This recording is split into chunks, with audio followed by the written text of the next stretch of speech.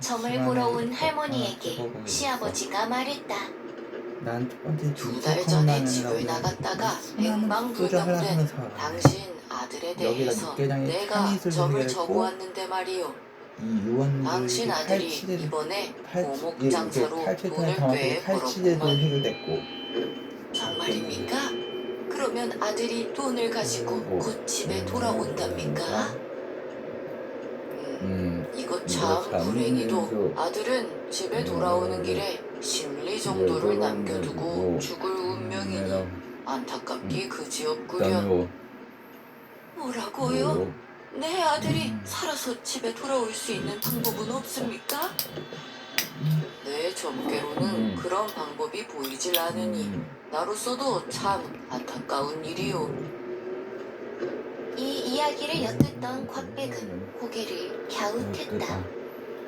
그녀는 부엌으로 가서 밥을 지었다. 그리고 마당으로 나서며 혼잣말을 했다. 아들을 살릴 방법이 분명히 있는데 왜 아버님은 모른다고 하실까? 좀 알려드리면 좋을 텐데. 전보러 왔다가 집에 돌아가려던 할머니가 곽백의 이 혼잣말을 듣게 되었다. 할머니는 눈물 범벅이 된 얼굴로 그녀에게 매달리며 부탁했다. 내가 나중에 어떻게든 보답을 할 테니 제발 내 아들을 살릴 방도를 알려주시오. 곽백은 난감했다. 그녀는 본인에게 어느 정도 신기가 있다는 것을 느끼고는 있었지만 정식으로 다른 사람에게 점을 봐준 적은 없었다. 그녀는 자신의 머릿속에 떠오른 내용을 말해도 되는지 고민했다.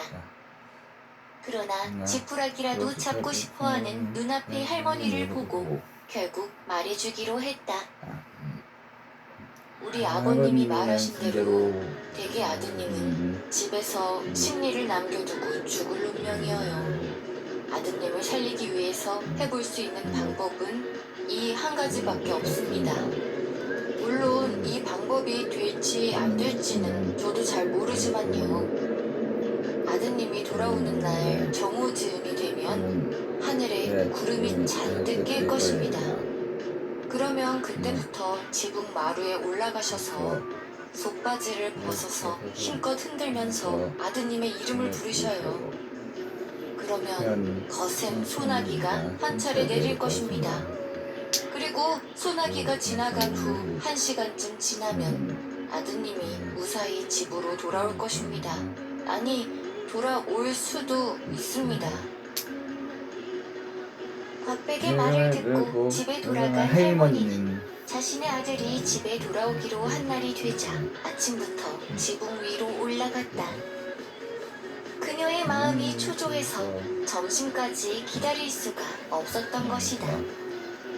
그녀는 구름 한 점 없는 쨍한 하늘 위로 자신의 속바지를 흔들어 댔다. 아들의 이름을 부르며 속바지를 흔드는 그녀의 모습을 본 마을 사람들은 그녀가 정신이 나갔다고 생각했다. 정오 즈음이 되자 정말로 먹구름이 몰려왔다. 할머니는 더 열심히 아들의 이름을 불렀다. 그녀는 아들의 이름을 오기 쉬어라 부르고 또 불렀다. 한편 그 시간 할머니의 아들은 포목장사로 돈을 잔뜩 벌어 신이 난 채 장사꾼 일행들과 함께 집으로 돌아오고 있었다. 그런데 산 고개를 넘는데 느닷없이 세찬 소나기가 내렸다. 할머니의 아들과 장사꾼들은 비를 피하기 위해 커다란 바위 밑으로 들어갔다. 그들은 비가 그칠 때까지 잠시 그곳에서 쉬기로 했다. 그런데 할머니의 아들의 귀에 자꾸만 어떤 소리가 앵앵 울리는 것이었다. 그는 그 소리가 신경이 쓰여서 가만히 앉아 있을 수가 없었다. 결국 그는 먼저 일어서며 일행들에게 말했다. 아휴, 자꾸 귀에 헛것이 들리는 걸 보니 우리 집에 무슨 사고라도 났나봐. 나는 비를 맞고라도 먼저 가야겠으니 자네들은 비가 그치면 천천히 따라오라고. 아들이 바위를 나서서 5걸음을 옮긴 그때였다. 하늘이 번쩍하더니 엄청난 벼락이 정확히 그 바위에 내리쳤다. 깜짝 놀란 아들이 뒤를 돌아봤을 때는 이미 바위는 다 무너져 무너지는 내려 거야. 있었다. 불의의 사고로 일행들을 잃고 슬픔에 잠긴 아들은 터덜터덜 집으로 돌아갔다. 그런데 자신의 집 지붕 마루에서 무언가 허연 것이 흔들리고 있는 것이었다. 그것은 자신의 어머니가 지붕 마루에서 흔들고 있는 속바지였다. 어머니, 지금 대체 뭘 하고 계신 겁니까?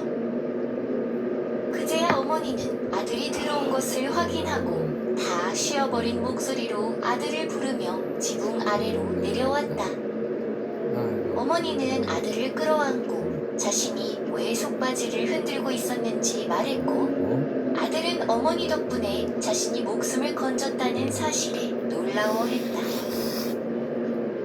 할머니는 곽백에게 곡식이며 옷감이며 잔뜩 챙겨서 선물을 가져다 주었고 그녀가 얼마나 점을 잘 보는지 마을에 소문을 냈다. 이 일로 인해 곽백이 지금껏 숨겨왔던 그녀의 점술 능력이 알려지게 된 것이다. 시간이 지남에 따라 사람들은 시아버지보다 곽백을 더 찾게 되었다. 이 현상을 지켜보는 시아버지는 며느리인 곽백이 몹시 못마땅했다. 그는 생각했다. 며느리는 나보다 더 점을 잘 보면서 지금껏 내 옆에서 입도 뻥긋하지 않았지. 내 점술이 부족하다고 느낄 때마다 혼자 얼마나 비웃었을까. 괘씸한 것. 그는 금이 가버린 자존심과 극심한 질투심에 곽백을 없애버려야겠다고 생각했다. 그렇지 않아도 자신의 아들은 장사를 하느라 수시로 집을 비웠기에 자신의 계획을 실행하는 데는 장애물이 없을 것이었다. 하루는 시아버지가 칼을 숨긴 채 곽백을 불렀다. 그러나 이미 곽백은 점을 통해 시아버지의 꿍꿍이를 알고 있었다. 그녀는 자신을 해치려는 시아버지를 피해 집에서 도망쳤다. 그녀가 도망치면서 뒤를 돌아보니 시아버지가 빠른 속도로 자신을 쫓아오고 있었다. 그녀가 고갯길을 넘자마자 그녀의 눈에 논에서 일을 하고 있는 사람들이 보였다. 때는 비가 많이 오는 우기였기에 사람들은 논 한켠에 삿갓과 도롱이를 엎어두고 일을 하고 있었다. 곽백은 농사꾼 한 사람을 붙잡고 말했다.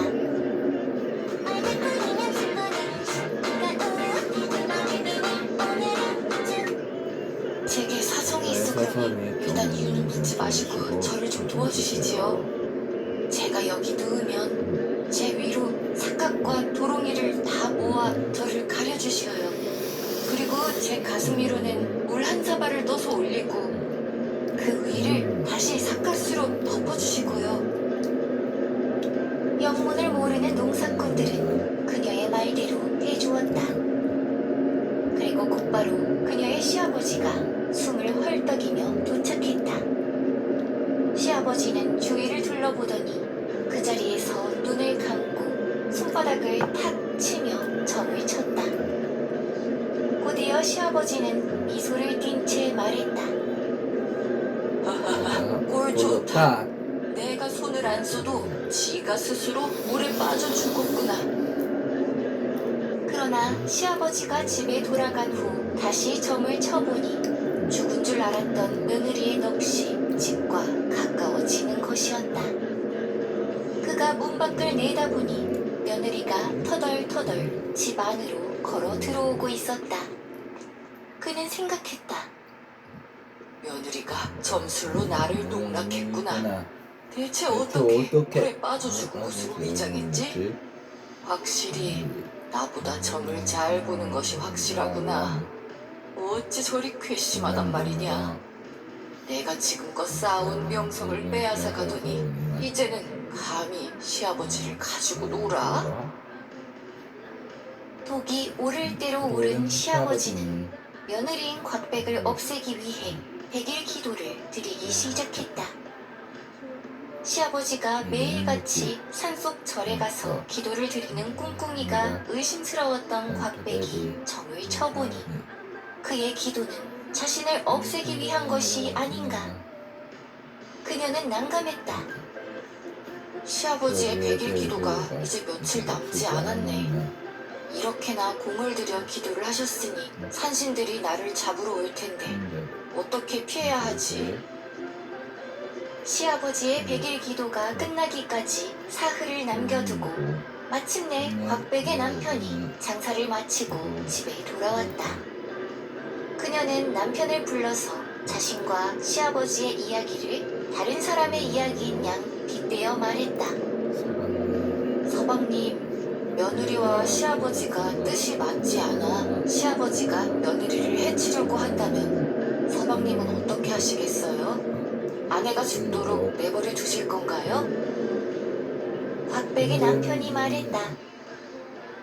시아버지가 나이도 훨씬 더 많이 먹었는데 죽으려면 영감이 죽어야지 왜 마누라를 죽이겠소?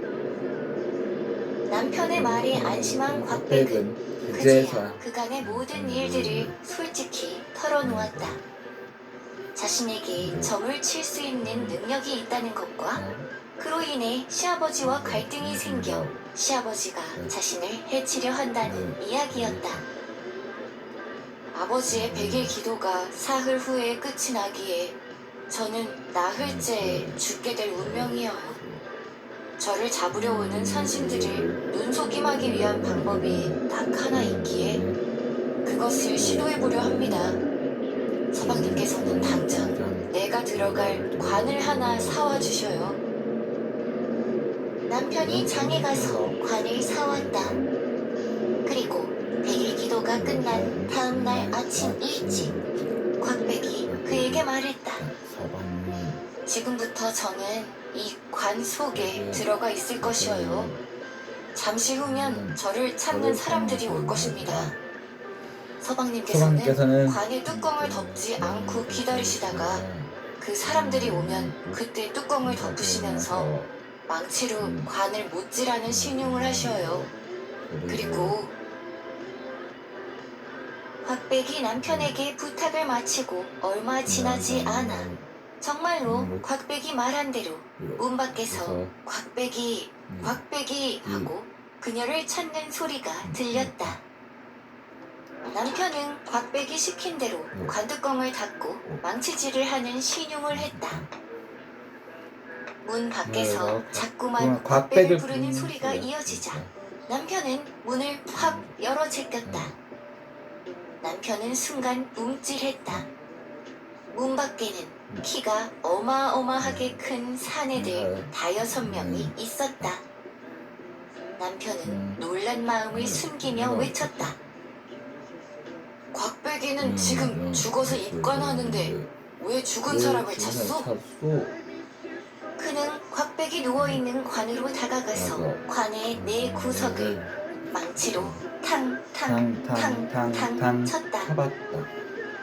그 모습을 본 남자들 중 하나가 말했다. 오호, 우리보다 더 날쌘 이가 있었나 보구만. 그러자 다른 이가 말했다. 기껏 시간 내서 내려왔더니 헛걸음을 했군. 한 곳에만 부탁한 게 아니었나 보지. 다른 이가 또 말했다. 내려온 김에 누구라도 데려가야지. 어찌 헛걸음을 하고 돌아가겠나? 그러자 다른 이가 또 말했다. 누구를 데려가면 좋겠나? 그러자 마지막 5번째 남자가 말했다. 우리를 산 아래로 부른 그 자를 데려가면 되겠네. 키가 어마어마하게 큰 사내들은 그렇게 알쏭달쏭한 이야기를 마치더니 사라졌다. 잠시 후 남편이 서둘러 곽백이 누워있는 관뚜껑을 열자 곽백이 무사히 관에서 나왔다. 남편이 기뻐 외쳤다. 마누라, 마누라 살았구려. 정말 다행이오. 그러자 곽백이 말했다. 저는 살았지만 아버님께서 돌아가셨습니다. 뭐라고? 아버지가 갑자기 왜? 저를 찾으러 왔던 이들은 저승사자들입니다. 저승사자들은 한번 이승에 내려오면 빈손으로는 돌아가지 못해요. 저를 데려가지 못하게 된 대신 아버님을 데려갔을 것입니다. 남편은 곽백의 말에 잠시 망설였지만 이내 그녀를 안아주며 말했다. 아버지가 당신을 해치려고 하셨던 행동에 대가를 받은 것이니 슬프지만 어쩌겠소. 본래 남을 해치려는 마음은 결국 자신에게 돌아온다 하지 않소. 나 없는 동안 아버지를 피해 다니느라 당신이 얼마나 마음고생 많았소. 앞으로는 우리 둘이 서로 의지하며 잘 살아봅시다. 곽백은 이후로 남편과 함께 이 지방 저 지방을 돌아다니며 장사를 도왔다. 그리고 머무는 지역에서 그 마을 사람들에게 소소하게 점을 봐주며 사람들의 마음을 위로하는 데에 그 능력을 썼다고 한다. 더 흥미롭고 재미있는 이야기를 찾으신다면 스튜디오 은자의 창작동화 신비한 502 잡화점을 전국 온 오프라인 서점에서 만나보세요.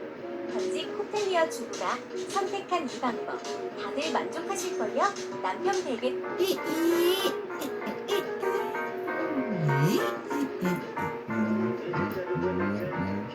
옛날 어느 마을에 딸 셋을 둔 부부가 있었다.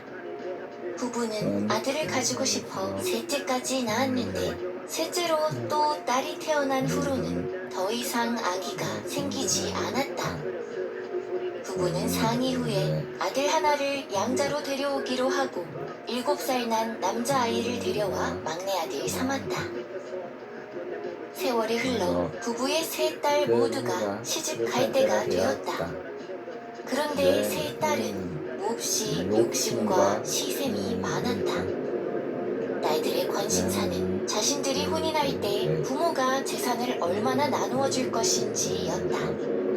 또 더 나아가 훗날 부모가 세상을 떠나고 나면 유산을 얼마나 받을 수 있을 것인지도 셈을 하곤 했다. 생각이 여기에까지 미치자 딸들은 뒤늦게 가족으로 합류한 막내 동생이 눈의 가시처럼 여겨졌다. 이에 첫째 딸이 아버지에게 말했다. 아버지의 친딸인 저희 셋과 나중에 굴러 들어온 막내를 같은 취급하실 건 아니시겠죠? 앞으로 저희가 차례차례 시집을 가면 큰돈 나갈 일이 많잖아요. 그러니 이제라도 막내를 쫓아내버리죠. 피는 물보다 진하다고 했는데 우리 가족 재산은 우리 가족끼리 나누는 게 맞다고 봅니다. 아버지는 딸들의 성화에 못 이겨 결국 막내 아들을 파양하기로 결정했다. 그런데 그냥 파양하는 것은 양심에 어긋나는 듯하여 대충 매파를 통해 평범한 여인을 주선받아 그녀와 혼인을 시키는 방식으로 쫓아냈다. 혼수라고 하기에도 민망할 정도의 적은 금액을 주며 작별을 고한 것이다. 그럼에도 아들은 부모에게 큰 절을 올리며 감사를 전했다. 모하였던 저를 거두어 지금껏 키워주셔서 감사합니다. 좋은 아내와 맺어주셔서 그 또한 감사합니다. 이 은혜 잊지 않겠습니다. 늘 건강하셔요. 이후 세월이 흘러 20년이 지났다. 아내가 병에 걸려 세상을 떠났고 이제 남편만이 노인이 되어 홀로 남았다. 늘 아내와 함께 시간을 보냈던 노인이었기에 그는 집에서 하인들과 혼자 지내는 것이 몹시 적적했다. 그래서 딸들의 집에 머물며 신세를 좀 질까 했다. 그는 생각했다. 딸들 시집갈 때 내가 땅도 많이 떼어주고 돈도 많이 나누어 주었으니 아버지인 나를 두 팔 벌려 환영해 주겠지. 아무려 내 딸들이라면 응당 그래야지.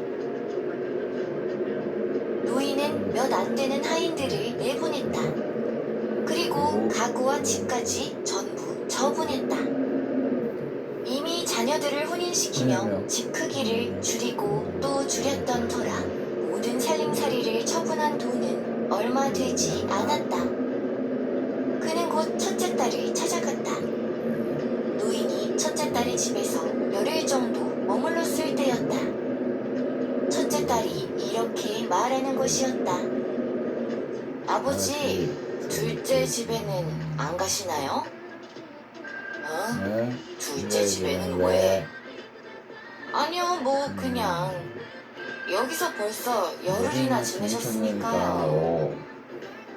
너 말하는 투를 보아하니 꼭 내가 불청객인 것 같구나. 왜? 이 애비가 머무르는 것이 불편하기라도 한 것이냐? 아니요, 꼭 그런 건 아닌데. 솔직히 말씀드리면 그렇게 편하지도 않죠. 따로 산 세월이 얼마인데요. 둘째 집에서 지내시는 게 아버지도 더 편하실 것 같아 드리는 말씀이에요. 노인은 첫째 딸의 말에 빈정이 상했다. 그래서 짐을 싸서 바로 둘째 딸의 집으로 향했다. 노인이 둘째 딸의 집에서 일주일 정도 머물렀을 때 둘째가 이렇게 말했다. 저 아버지, 셋째 집에는 안 가세요? 이것도 셋째 집에 내가 왜 가냐? 아니, 아버지께서 잠깐 머무르시는 것인 줄 알았는데 벌써 일주일이나 지났잖아요. 왜? 왜? 너도 내가 있는 게 불편하냐? 갑자기 식구가 하나 더 늘어나는데 편하지만은 않죠. 셋째 집에 가시면 더 편하게 지내실 수 있지 않을까요? 이번에도 노인은 빈정이 상해서 금방 짐을 싸서 셋째 딸의 집으로 향했다. 그는 생각했다. 이것들이 정말 셋째는 막내딸이라고 내가 정말 애지중지 키웠지. 적어도 셋째는 절대로 나를 홀대하지 않을 것이야. 그러나 노인의 예상은 보기 좋게 빗나갔다. 셋째 딸이 이렇게 말하는 것이었다. 아버지, 첫째 언니 집에는 안 가시나요? 노인은 화가 나서 버럭 외쳤다.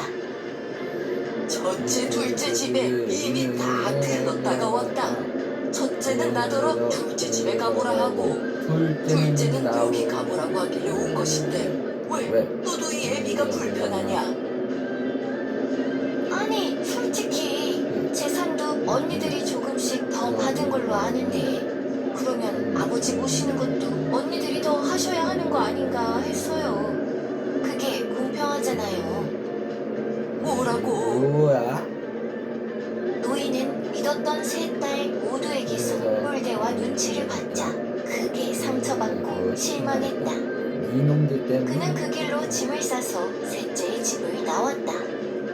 그는 생각했다. 딸 자식 키워봐야 아무 소용없구나. 집을 처분한 돈이 얼마 되지 않는 것은 귀신같이 알아서는 이제는 내게서 뜯어먹을 것이 없다 이거지. 아버지인 나를 이렇게나 무시하고 홀대하다니. 내가 저들 잘 살라고 여태껏 해준 것이 얼마인데. 노인은 지팡이를 짚고 힘없이 터덜터덜 걸었다. 목적지 없이 걷던 그는 어느 냇가 앞에 다다랐다. 폭이 넓지 않은 냇가라 홀짝 뛰어 건널 수도 있을 정도였으나 관절이 불편한 노인은 그럴 수 없었다. 이대로 건너다가는 바지가 다 젖겠군. 노인은 이렇게 중얼거리고는 신을 벗기 위해 허리를 숙였다. 아이고 그 허리야. 늙으니 몸이 어디 하나 성한 데가 없구나. 그때 옆에서 빨래를 하고 있던 한 여인이 노인이 허리가 아파 투덜거리는 소리를 들었다. 어머나, 어르신 몸이 불편하세요? 내가를 건너시려고요? 잠시만요. 그녀는 하고 있던 빨래를 옆으로 치웠다. 그러더니 빨랫돌로 쓰던 넓적하고 큰 돌을 들어 냇가 가운데에 두고 말했다. 어르신, 이 돌을 밟고 건너가셔요. 아이고, 고마워서 어쩌나. 고맙소, 고마워. 노인은 그녀가 둔 돌을 징검다리 삼아 조심조심 냇가를 건넜다. 그런데 냇가를 건너는 노인의 모습을 보던 여인이 이렇게 말하는 것이었다. 혹시 아버님 아니세요? 아버님이라니. 아버님 맞으시죠? 옛 얼굴이 남아있으셔서 저는 알아보겠는데 아버님은 저 기억 안 나셔요? 아니, 그럼 설마. 그녀는 자신이 오래전 양아들을 파양하면서 그와 맺어준 여인, 즉 그의 며느리였다. 그러나 엄밀히 말하면 며느리라 할 수 없는 것이 자신은 이미 양아들을 파양하며 인연을 끊었기 때문이다. 노인이 미안함과 민망함에 어쩔 줄 몰라 하자 며느리가 노인의 손을 붙잡고 말했다.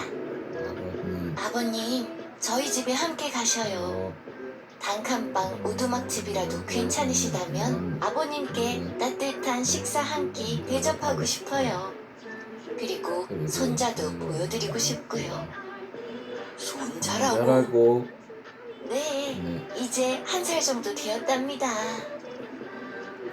노인은 1살 손자가 몹시 궁금했다. 그래서 못 이기는 척 며느리의 손에 이끌려 하양한 양아들의 집에 갔다. 그녀는 조촐한 술상을 차려 방으로 들어왔다. 그리고 노인에게 술을 따라주고는 이렇게 말했다. 서방님도 아버님을 보시면 정말 기뻐하실 거예요. 늘 아버님에 대한 감사함을 이야기하셨었거든요. 그리고 잠깐 아기 좀 봐주실 수 있으실까요? 저는 서둘러서 빨래를 마저 하고 오려고요. 알았네. 그 일도 곧 나무를 마치고 집에 올 거예요. 잠깐이면 된답니다. 아버님께서는 푹 쉬고 계셔요. 고맙구만. 그래? 그래. 며느리가 집을 비운 후 노인은 1잔, 2잔 술을 마셨다. 맨정신으로는 도저히 하양한 양아들을 마주할 용기가 나지 않았기 때문이다. 술에 취한 노인은 그대로 방에 들어누워 잠에 들었다. 그리고 얼마 후 노인이 잠에서 깼을 때 그는 충격에 말을 잃고 말았다. 1살짜리 손자 아기가 숨을 쉬지 않는 것이었다. 맙소사. 마소사. 내가 술에 취해 잠을 자면서 아기를 몸으로 눌렀나 보구나. 이 일을 이를 어째. 어떡하지? 아이고, 하늘이시여, 어. 이 일을 어째. 노인은 너무나 당황해서 눈앞이 아찔했다. 그런데 그때 방 밖에서 인기척이 들리는 것이었다. 노인은 서둘러 방문을 등지고 들어누워 자는 척을 했다. 그러자 곧이어 방문이 열리더니 누군가 들어왔다. 기척으로 보아하니 며느리 같았다. 그리고 얼마 후 방문이 닫혔다. 노인이 뒤돌아보니 아기가 사라져 있었다. 아기를 보고도 왜 아무 소리 하지 않았지? 그렇게 의문을 가지던 찰나 또다시 방 밖에 기척이 들렸고 노인은 다시 문을 등지고 들어 누웠다. 한편 숨을 멈춘 아기를 안고 부엌으로 간 며느리의 눈에서는 쉼없이 눈물이 흘렀다. 그리고 마침 그때 대문으로 남편이 들어오는 것을 보았다. 그녀는 서둘러 남편을 부엌으로 불렀다. 그리고 말했다. 아버님께서 방에서 주무시고 계셔요. 아버님? 아버님. 내게 아버님이 어디 있다고? 어? 네, 양아버지 말하는 것이고? 예, 예. 원랫날 뵈었던 아버님을 오늘 우연히 뵙게 되어 우리 집으로 모셔왔어요. 나 사는 동안 아버지를 다시 뵙게 될 줄이야. 기뻐하던 남편은 이런 그제야 아내의 눈가가 빨간 것을 보았다. 남편이 물었다. 당신 울었어? 당신으로서 무슨 일 있어? 서방님, 실은 그녀는 그제야 품에 안고 있던 아기를 보여주며 자초지종을 말했다. 다 제 탓이에요. 어린 아기에게서 눈을 떼면 안 되는 것이었는데 아버님이 아시면 충격받으실 것이 뻔해서 얼른 안고 나왔는데 우리 아기 어쩌면 좋아요. 남편 역시 아기를 보고 눈물을 흘렸다. 어떻게 이런 일이 가여운 내 생각이 한참을 통곡한 남편이 이내 슬픈 목소리로 말했다. 우리 아기의 죽음에 아버지가 관계가 있건 없건 그건 중요하지 않소. 어느 쪽이든 아버지도 몹시 슬퍼하실 일이니까 아버지의 실책이 있다면 그것은 더 큰 문제지. 평생 얼마나 큰 죄책감을 안고 살아가시겠소? 네, 네, 저도 그렇게 생각해요. 어때? 남편은 아내를 껴안고 말했다. 여보 아버지 몰래 이따 새벽에 우리 둘이 아기를 묻어주고 오는 것이 어떻겠소? 네, 그렇게 해요. 부부는 눈물 자국을 없애기 위해 얼굴을 씻었다. 그리고 아무 일도 없었다는 듯 웃으며 저녁상을 차려 방으로 향했다. 양아들과 며느리가 웃는 얼굴로 말을 이어가니 노인은 도대체 무슨 일이 벌어지고 있는 것인지 알 수 없었다. 자는 척을 하고 일어나니 아기는 사라졌고 양아들과 며느리는 아기에 대한 말은 한마디도 없는 것이다. 그러나 그는 차마 자신이 먼저 아기에 대해 물어볼 수는 없어서 입을 꾹 닫고 저녁밥을 먹을 뿐이었다. 노인은 그렇게 밥을 다 먹은 후 잠을 청했다. 부부는 노인이 잠든 것을 확인하고서야 포대기에 싼 아기를 안고 깊은 숲속으로 향했다. 그들은 고개를 넘고 또 넘어 마침내 아기를 묻을 만한 장소를 찾았다. 남편은 괭이로 땅을 파기 시작했다. 그런데 이상한 일이었다. 남편이 괭이질을 할 때마다 땅 아래에서 어떤 소리가 나는 것이었다. 그 소리는 마치 멀리서 꽹과리가 울리는 것만 같았다. 그가 말했다. 조용히 묻고 가야 하는데 네. 자꾸만 어디서 소리가 나는 거지. 땡땡거리를 하는 거지. 그는 더 서둘러서 땅을 팠다. 그런데 그 자리에 커다란 뿔이 나오는 것이었다. 이럴 수가. 이 돌에서 난 원래는 소리인가? 그런가? 남편이 돌을 꺼내 드니 이제 땅에서 아무 소리가 나지 않았다. 희한한 일이네. 네. 그가 대돌을 땅 옆에 내려놓고 아내에게서 아기를 넘겨받은 그 순간이었다. 죽은 줄로만 알았던 아기가 깨어나 울기 시작한 것이다. 그야말로 기적과도 같은 일이었다. 서방님, 아기가 이럴 수가. 이럴 수가. 어떻게 이런 일이? 부부는 되살아난 아기를 보고 기뻐 어쩔 줄을 몰랐다. 그러다 남편이 뒷돌을 내려다보았다. 그가 말했다. 이 돌을 집에 가져가야겠소. 그래요. 우리 아기를 묻을 자리에 있던 돌이고 그 돌을 꺼내고 아기가 살아났으니 보통 돌이 아닌 것 같아요. 나도 그렇소. 그렇게 부부는 돌을 가지고 집으로 돌아왔다. 다음날 아침 아기가 멀쩡히 살아서 방긋방긋 웃는 것을 본 노인은 속으로 안도의 한숨을 내쉬었다. 어제는 내가 착각을 한 모양이구나. 정말 다행이다. 내가 손자를 죽인 줄 알고 앞으로 무슨 낯짝으로 살아야 하나 했는데 다행이야. 부부는 노인에게 앞으로 함께 살자 청했다.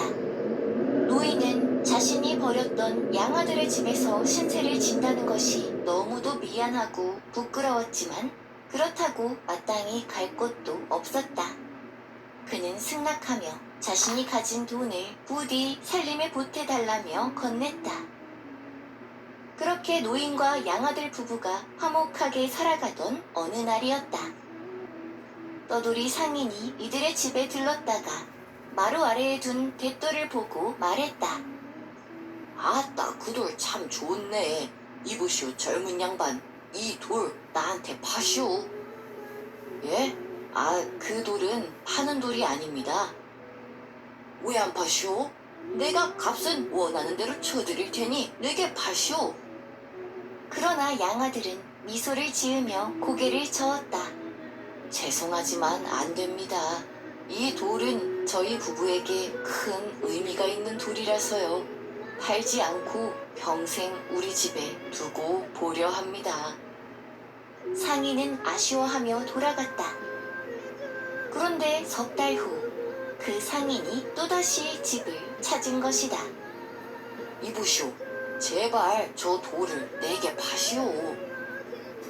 그거 참, 왜 이 대돌에 그렇게 집착하시는지요? 팔지 않는 돌이라는데도요. 다른 곳 어디를 돌아다녀도 저 돌처럼 좋은 건 못 봐서 그렇소.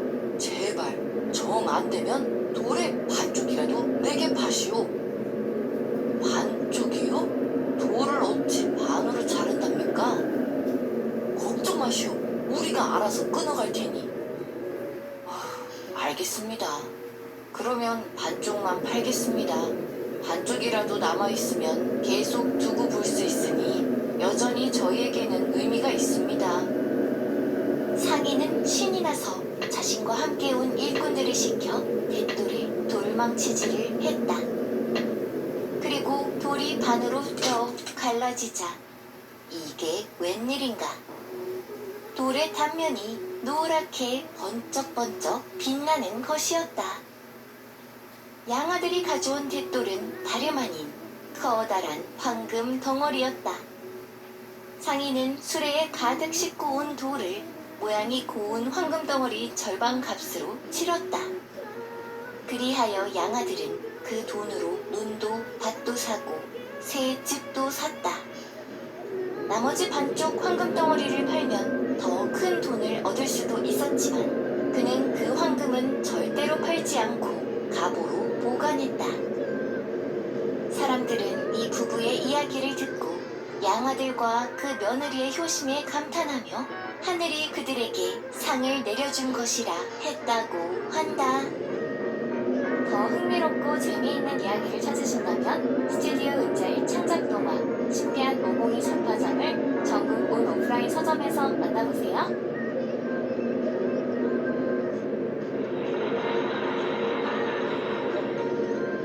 안명웅 은희님 큰 후원 감사합니다.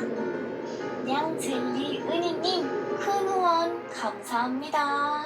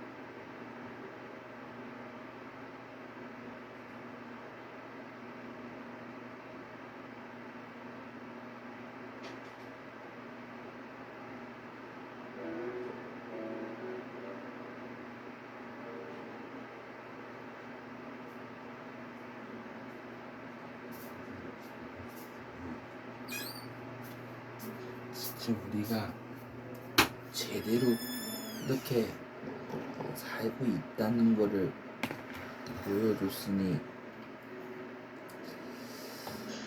아버님께서도 정말 우리가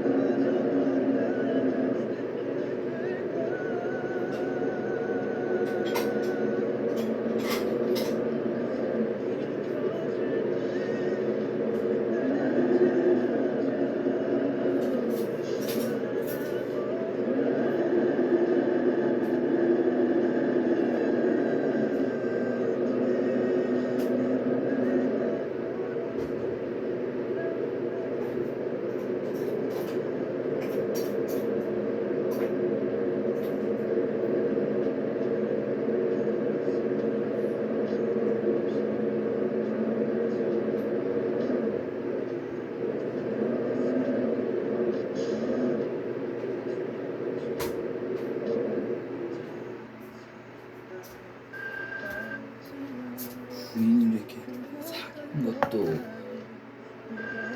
또 이렇게 새 생명이 다시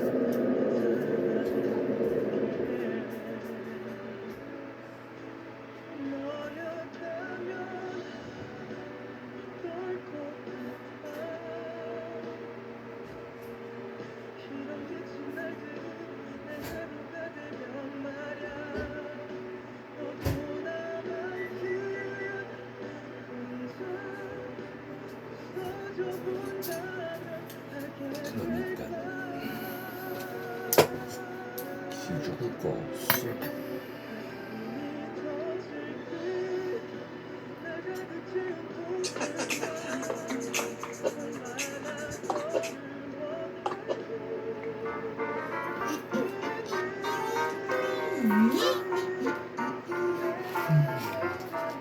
옛날 어느 마을에 주씨 성을 가진 남자가 늙은 아버지를 모시고 아내와 함께 살았다. 그러던 어느 날 주씨의 아버지가 노환으로 세상을 떠났다. 워낙 가난했던 주씨는 아버지의 장례를 치러드릴 형편이 되지 못했다. 상을 제대로 치르지 못하니 명당에라도 묻어드리고 싶은데 주씨가 사는 마을 뒤편에는 고성산이라고 하는 산이 하나 있었다.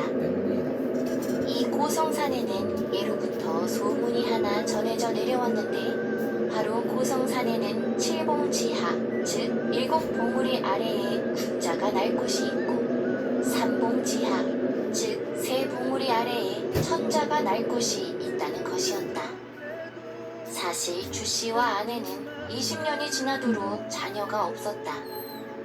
그렇기에 이제와 명당에 묘를 쓴다고 해서 군자나 천자와 같은 아기를 기대할 수는 없었다.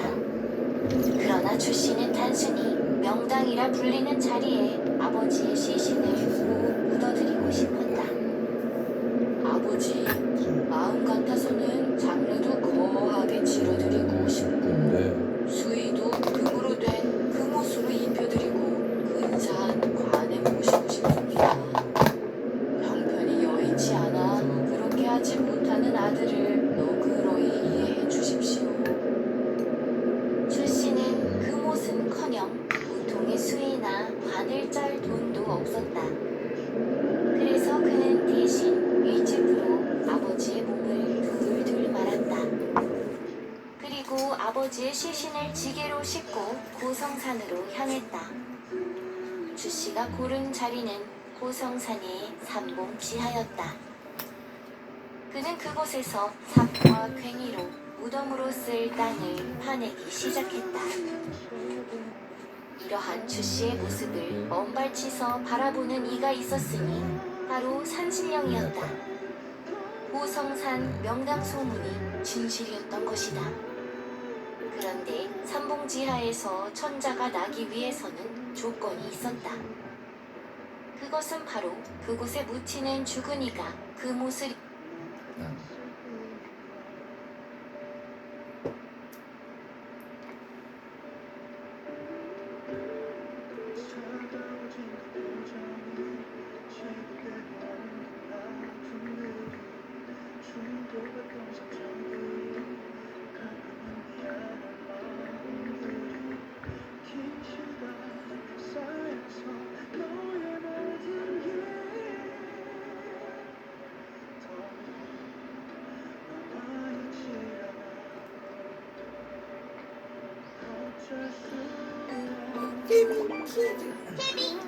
여우의 알. 여우의 알. 햇볕이 때는 어느 여름날이었어요. 배가 고싶은 여우 여우가 나무 밑에서 커다란 알을 먹었어요. 우와, 우와, 맛있겠는데 그냥 꿀꺽 삼켜볼까? 여우는 그거를 생각했어요. 이왕에 먹을 거라면 알에서 깨어난 곧 도당한 나비새를 여우는 연기 웃으며 침을 삼켰어요. 음. 그리고는 나무 아래 두부리를 붙여서 새처럼 알을 먹기 시작했어요. 어느새 강한 바늘이었어요. 족제비 한 마리가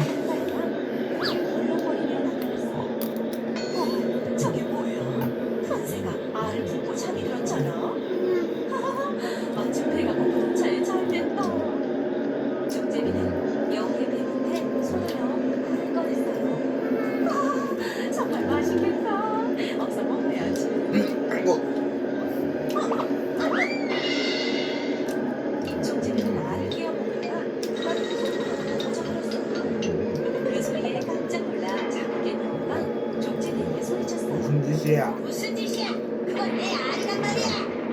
화가 난 여우는 족제비의 궁둥이를 힘껏 안으로 걷어찼어요. 아이고, 도깨비 새가.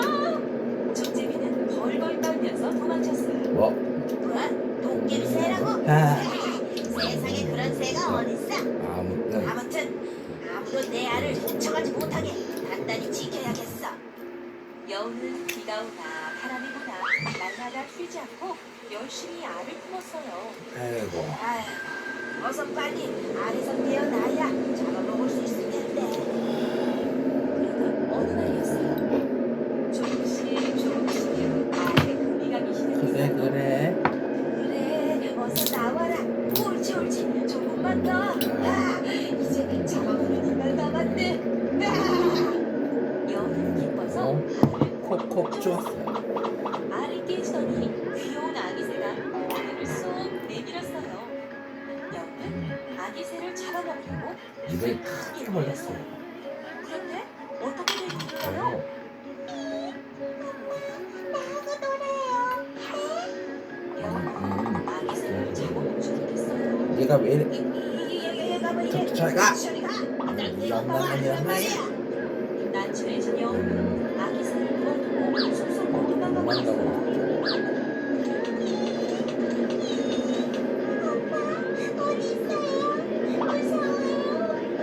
가엾은 아기새의 울음소리가 숲속까지 들려오고 있었어요. 여우는 이상하게 아기새가 멈춰 있어요. 어쩔 줄 몰라하는 여우는 아기새를 쳐죽었어요. 엄마가 안 계신 동안 내 엄마가 아니라니까. 내 엄마가 아니라니까. 아빠지. 그래. 그래, 난 난 네 내 아빠야. 아빠야. 아기새는 여우의 품에 안겼어요. 여우도 아기새를 꼭 안아주었답니다. 안아주었답니다.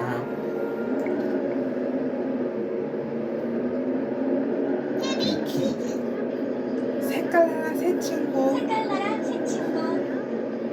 색깔나에는 레디, 블리, 옐라가 있어요. 레디, 블리, 옐라는 각각 빨강, 파랑, 노랑이 요정이에요. 하지만 서로 사이가 좋지 않아서 만날 때마다 뱉어보냈어요. 뭐야, 블리? 저리 좀 비켜봐. 뭐야? 여긴 내 자리라고. 시끄러워. 왜 맨날 만나기만 하고 싸우니? 뭐? 너 말 다 했어? 그래, 다 했다. 어쩔래? 또 싸우자고? 정말요. 결국 레디, 이엘라, 블리는 색깔 대원님께 불려갔어요. 대원님, 전 아무 잘못이 없어요. 전부 얘들 때문이라고요. 뭐라고? 아니에요. 레디가 옐라 때문이에요. 어머머머, 아니에요. 전부 이 둘이. 그만! 한심한 녀석들. 남의 탓만 하더니 오늘부터 너희들은 색깔 나라에서 추방이다. 네? 말도 안 돼요. 세상에서 가장 귀한 모든 자기인 거니 절대 돌아오지 말거라. 대원님께 호되게 야단맞고 색깔나라에서 추방당했지만 레디, 블리, 옐라. 의 싸움은 계속되었어요. 난 아무 잘못 없는데 모두 너희 때문이야. 뭐라고? 나야말로 너희 때문에 쫓겨난 거라고. 가장 억울한 건 나야 나. 끝없는 싸움이 계속되는 새 레디, 블리, 옐라는 머나먼 나라에 이르게 되었어요. 머나먼 나라는 그늘이라곤 찾아볼 수 없는 뜨거운 사막이었어요. 이젠 싸우기도 지친다 지쳐. 그래. 너무 더워서 기운도 없다. 뭐야, 너 뭐해? 더워. 너무 더워. 햇빛을 비웃는 거구나. 그렇다면 나도. 레디, 블리, 옐라는 서로 아래로 들어가려고 어치와 뒤치락 난리였죠. 그러자 갑자기 이상한 일이 일어났어요. 셋이서 어치와 뒤치락 하던 자리에 까만 그늘이 생긴 거예요. 우와, 얘들아, 이것 좀 어떻게 된 일이지? 어때? 시원하기만 하면 됐지. 까만 그늘이 생긴 곳에는 햇빛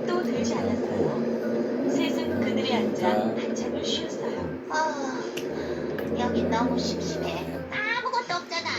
사막이니까 아무것도 없는 게 당연한 거지. 아니야, 레딩 말이 맞아. 여긴 심심해. 내가 재밌게 바꿔버려야지. 옐라가 모래밭을 검증검증 뛰어갔어요. 나도 질 수 없지. 굴리가 옐라의 발자국을 밟고 지나가자 초록색의 풀들이 적절히 생겨났어요. 우와, 신기하다. 그래, 얘들아. 이거. 우리가 힘을 합치면 상황을 재밌는 것으로 만들 수 있을지도 몰라. 좋아, 내가 가장 멋지게 만들 거야. 우리가 굴리가 엉덩이로 미끄럼을 쭉 타자 시원한 오아시스가 생겨났어요. 나는 예쁜 꽃을 만들어야지. 레딩이 빗소리를 부르자 예쁜 꽃들이 피어났죠. 난 예쁜 나비를 만들 테야. 옐라가 깡총깡총 뛰어다니자 살랑살랑 예쁜 나비가 생겨났어요. 나도! 세 친구는 안 다투어 여기저기 뛰어다녔죠. 그러다가 부딪혀서 넘어지고 바닥에 뒹굴기도 했어요. 그래도 셋은 너무나 즐거웠어요. 사막이 핑색으로 물드는 것이 너무나 좋았거든요. 얘들아, 이것 좀 봐. 우와. 뜨겁기만 하던 사막은 어느 틈에 알록달록한 꽃과 싱그러운 풀, 맛있는 과일로 뒤덮여 있었어요. 하늘에는 고운 무지개가 반짝반짝 빛나고 있었죠. 와, 이렇게 아름다운 풍경은 처음 보는 것 같아. 그때 하늘에서 색깔여왕의 웃음소리가 들려왔어요. 색깔이 여왕이 이만 보물을 찾았구나. 네. 네? 어디요? 보물이 어디 있어요? 어이 앞에 있는 아름다운 풍경 너희가 이거야. 힘을 합친 아름다운 작품이 바로 보물이란다. 네. 레딩, 굴리, 옐라 세 친구가 이리저리 뛰어다니고 서로 부딪히면서 이런 아름다운 풍경이 된 거예요. 레딩과 굴리가 무지개의 신비로운 보라색을, 굴리와 옐라가 싱그러운 초록색 풀을, 옐라와 레딩이 탐스러운 오렌지를 만들어낸 거죠. 우리의 보물. 이제 그만 돌아오너라. 우리 색깔 나라를 이렇게 아름답게 만들어놔요. 네. 그 후로 레딩, 굴리, 옐라는 다시는 싸우지 않았어요. 오히려 서로를 돕고 위하면서 색깔 나라를 아름답게 바꿔나간답니다.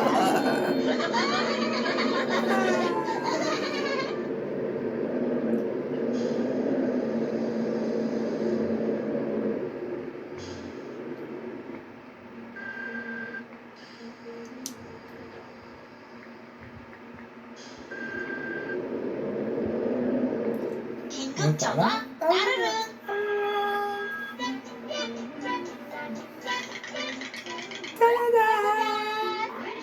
여기 있는 전화번호들을 외워두면 급할 때 따르라고. 어디 나 좀 봐. 좀 보자. 아하. 아하, 이거 외워두면 아주 편리하겠는걸. 엉뚱한 표정은 장난 전화를 오해받으니까 조심하고. 어디 한번 외워볼까?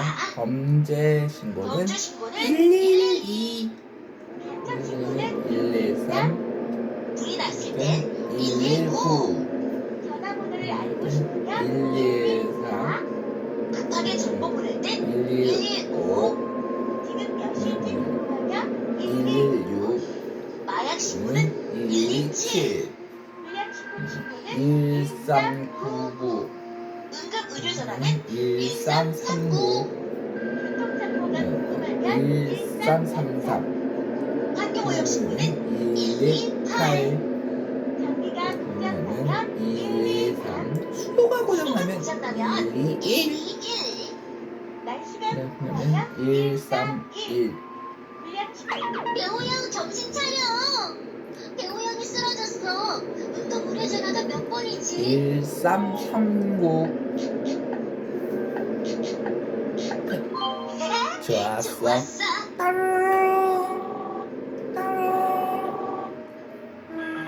에? 응급 환자라고요? 즉시 출동하겠습니다. 시계가 멈췄네. 다시 맞춰야지. 표준 시간에 내가 몇 번이었지? 116.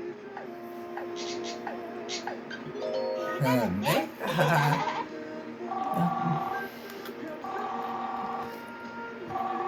지금 시간은 12시 15분 10초입니다. 옆집에 불났다. 허겁. 빨리 화재 신고해야 한다. 허겁. 119. 좋아. 좋아.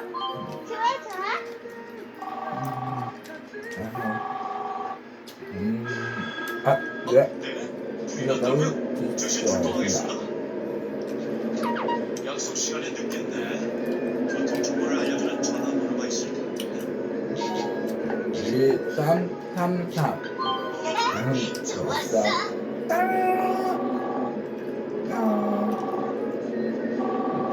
서울에서 대전까지 교통 상황 원활. 예상 소요 시간은 오늘 우산을 가져가야 하나? 기상 예보 전화가 몇 번이구나. 131.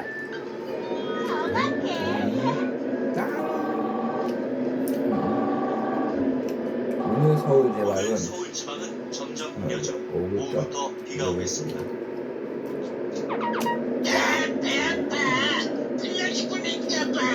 불량식품 신고가 몇 번이었더라?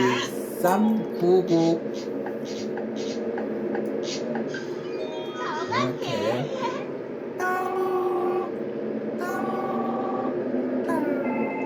이렇게 네. 불량식품을 언제 어디서 구입하셨죠? 까요? 나 마약 먹은 사람 맞다. 훅다 허겁. 들어왔다 허거. 마약 사범 신고가 몇 번이더라? 127. 바로 그거야.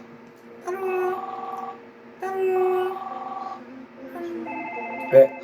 마약 중독자고요? 일단 대피하세요. 나 강물에 슬기 버린 사람 봤어. 환경오염 신고가 몇 번이었지? 128. 정확해.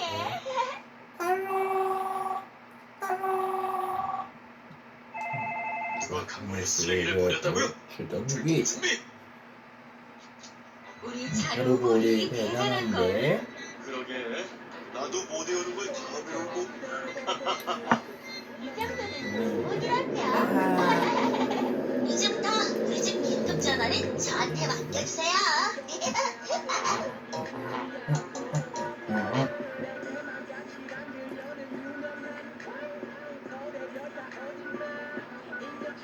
여러분 룰루라라 버스 여행을 보자.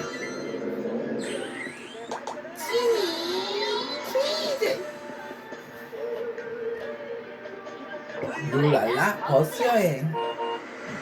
오늘은 도토리 할아버지랑 버스 타기 씩씩 여행 가는 날.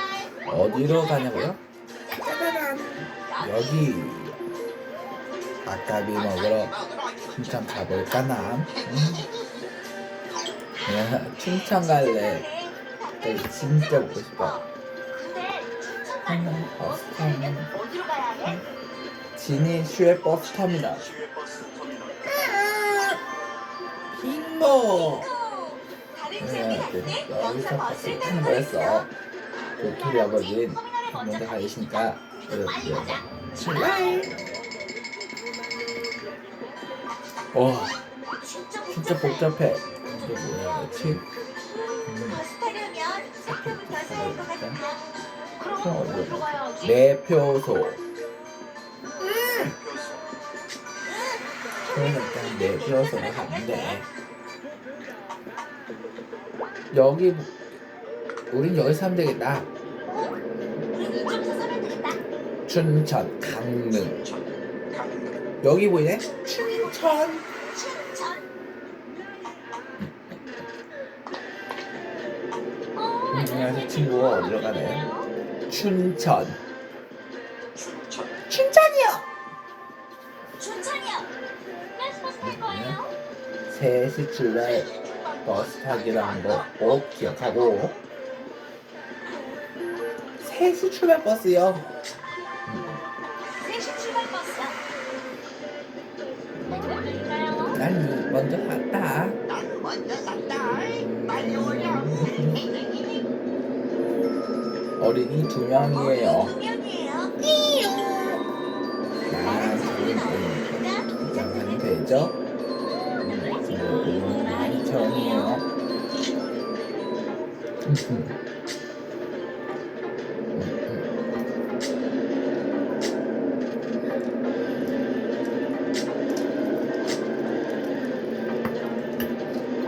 많이 주는 거 맞아.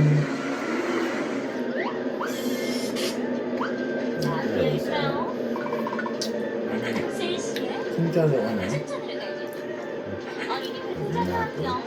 여기서 이번 쪽으로 버스 탈 수 있어요. 에, 뭐야? 딱. 야, 아참.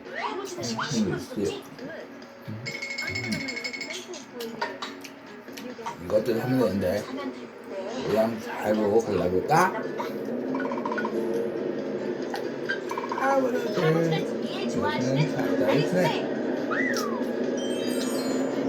할아버지 미약 부수면서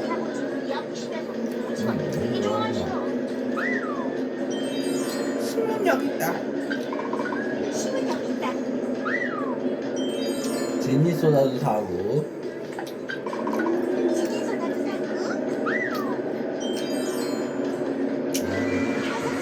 빨리 버스 타러 가자. 버스 타는 분이 왜 이렇게 많아? 어디로 가야 할지 모르겠어. 맞다. 서쪽 나와 있어. 어디가 가면 될까? 4번 플랫폼. 근데 저기 저기다 저기. 빨리 빨리 가자. 잘 찾아왔구나. 점점 보자. 어디 사왔어요? 와서 버스에 오르자꾸나. 엄마가 무지무지 좋아했던 드라마를 너무 추천하는데요. 너무나 재미있게 연기하는 마린 축제도 가는데요. 좋아하는 만화들 가득가득 애니메이션 중에서 제일 힘들었어요. 마지막 라이트로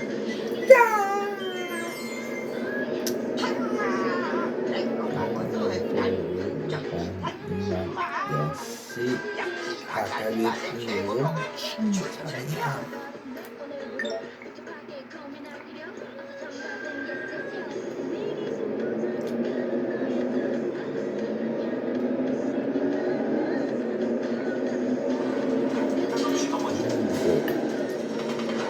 여기서 떨어지고 이게 베이고 아이들 이러한 영국어의 안전사고 중에서 70에서 80%를 차지하는 것은 뜻밖의 진실사고입니다. 특히 차트 기어는 문학한 걸음만을 깬 이세 전후의 아이들은 진실사고의 위험이 매우 강됩니다. 자, 그럼 사례를 통해 한번 살펴보겠습니다. 이제 생후 24개월 된 소원이는 소원이네. 이들과 결혼 10여 년 만에 신경전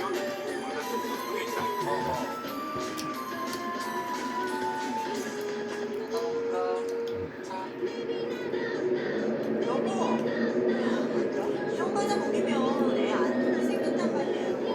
이 과자 괜찮아? 맞다.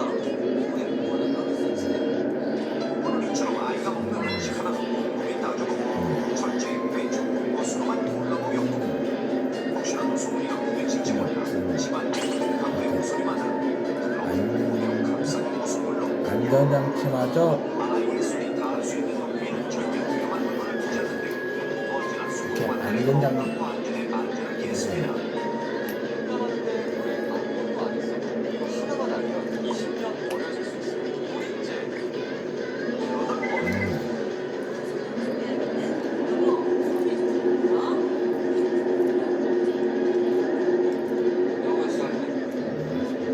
이렇게 엄마는 식사 준비를 하러 방으로 들어가며 아빠는 거실에 고기를 들어놓은 채 소고기를 보게 되었습니다. 평소 야광이었던 소고기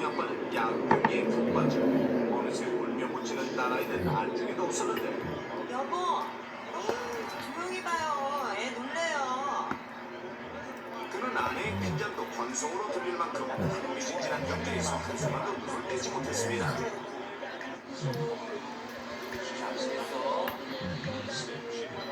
그런데 내내 옆에 있는 줄 알았던 소리는 시야에서 이미 사라졌고 놀란 아빠가 일단 정신없이 방으로 뛰어가보는데 그래서 과연 어떤 일이 벌어진 걸까? 충격적이게도 5분 사이 소리를 질질 싸늘한 죽음이 되어 있었습니다. 이번엔 또 다른 길. 생후 20개월 된 아들 민서를 보면서 아이 엄마는 행복하기만 한데 그러니까 작은 책 잘 너무 잘하네. 민서 엄마로 말할 것 같으면 이미 민서로 두 아이를 키운 베테랑 육아 실력으로 누구보다 안전하고 건강하게 아이를 키우는 데 자신이 있었습니다. 그런데 우리 민서 배고프구나. 엄마가 맘마 줄게. 조금만 기다려, 조금만 기다려. 이렇게 민선의 엄마 엄마는 배고프다 고치는 민서를 잠시 달랜 뒤에 우유를 타기 위해 주방으로 향했고 그 사이 움직이기 시작한 민서. 민서 이후 아이 엄마는 준비한 우유를 들고 거실로 돌아왔는데 이럴 수가. 민서에게 민서에게 무슨 일이 벌어진 걸까요? 어떤 일이 있었습니까? 그렇습니다. 마루에 흘러남아있던 민서 역시 그 잠깐 사이 신신사고 말았다. 풀어 이 두 사람의 공통점은 첫째 아이와 부모는 아주 가까이 있었다는 점. 둘째 부모와 명분 사이에 사고가 벌어졌다는 점. 그리고 셋째 아이가 지 안에 있던 것 때문에 질식했다는 거. 사망했다는 점인데 사고의 원인이 된 이것은 어느 집에서나 흔히 볼 수 있는 것으로 미국 소비자 제품 안전위원회에 따르면 지난 1990년대 미국 전역에서 200명에 가까운 어린이가 이것 때문에 사망했고 그렇다면 미국의 소비자단체에서는 이것은 각별히 주의하라고 발표하기도 했는데요. 자 그럼 이것은 기능성 인테리어용품의 하나로서 밥보다는 낮에 사용하는 빈도가 높고 주로 어른들이 많이 사용하는 것이 특징입니다. 자 그렇다면 집안에 있는 것들 중 영구와 질식사고를 유발할 수 있는 이것은 무엇일까요? 자, 문제 쉽지 않습니다. 두 어린이가 공통적으로 이것 때문에 집안에서 질식사했는데 이것은 무엇일까요? 이거 정답이 나왔는데요. 오, 네. 나가서 화면에 나왔어요. 정말요? 모르시겠어요? 아유, 그냥 그럼 한번 해봐요. 황현이 아나운서 모르시겠어요? 제가 가면 맞출 것 같아요. 어디 봐봐요. 진짜 자신만만한지 어디 한번 해봐요. 황현이 아나운서 도전. 자, 이게 아까 보면 보셨다시피 지금 질식사잖아요. 인테리어에 많이 많다는 거예요. 화면이 굉장히 많이 나왔던 게 커튼 아시죠? 커튼에 보면 좀 블라인드라고 해서 이렇게 끈으로 조절하는 거 많이 보실 거예요. 인테리어는 굉장히 좀 끈이 길잖아요. 잠깐 눈 돌린 사이에 그게 아이가 그 끈을 가지고 이렇게 몸에다 감는 거예요. 감다가 오호. 목적으로 이렇게 해가지고 이 정말 중에 있잖아요. 그럼 저 끈이 바닥 깔고 널브러져 있다는 거예요. 정답인 거 맞죠? 예. 진짜 봐봐. 지금 세상이 딱 좋아. 어디 봐봐요. 정답이 아닌지는 모르죠. 생긴 거 아시죠? 정답은 온라인으로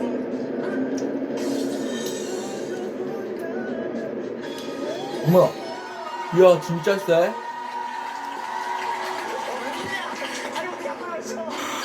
리서치 넘버 1. 정답은 바로 커튼 블라인드 줄이었습니다. 먼저 소리는 아빠가 야구 중에 몰입한 사이 혼자 방으로 들어가 창가에 라이트를 걸고 장난치다 넘어지며 어머니 그 줄에 기가 우리 한번 수도 연번 쓰러지고 못한 채 질식사이고 민서 같은 경우도 엄마가 우유를 타고 주방으로 간 사이 바로 창가로 기어가 라이트를 잡고 일어서다 내로 넘어지며 소리와 동일한 질식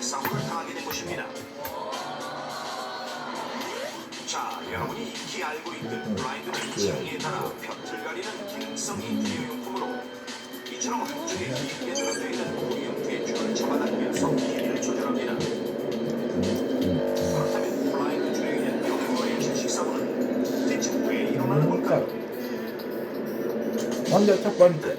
이 생활과의 행동을 직접 한번 살펴보겠습니다. 자, 그 사연을 타면 먼저 첫 번째. 제대로 가르치 못하는 이 아이는 달랑달랑 시선을 사로잡는 블라인드 줄을 장난감보다 신기하더니 힘겹게 그 줄을 잡는 데 성공한 뒤에 이런 착각한 듯 곧장 얼굴을 감아버립니다. 두 번째 아이는 이 높이에서 잘 보이는 블라인드 줄에 관심을 보이더니 여지없이 줄을 잡아버리고 블라인드 줄에 몸을 집중한 채 불안하게 서 있는 이 아이는 금방이라도 넘어지면 어렵게 얼마나 위험한지 제대로 보여주네. 합니다. 그뿐만이니까.